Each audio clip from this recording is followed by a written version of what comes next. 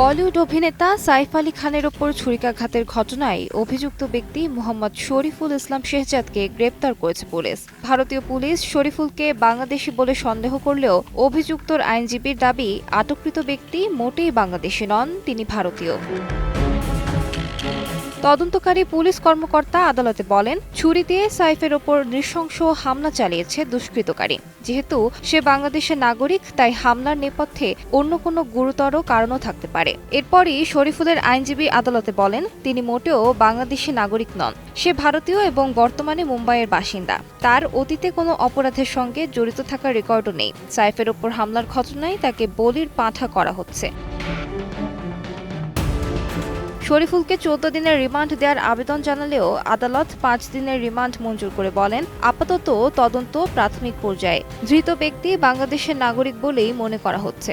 তাই আন্তর্জাতিক ষড়যন্ত্রে হামলার ছকের সম্ভাবনাও থেকে থাকতে পারে। তা না হলেও হামলার নেপথ্যের অন্য কী কারণ আছে জানার জন্য তদন্তকারীদের কিছুটা সময় দেওয়া প্রয়োজন।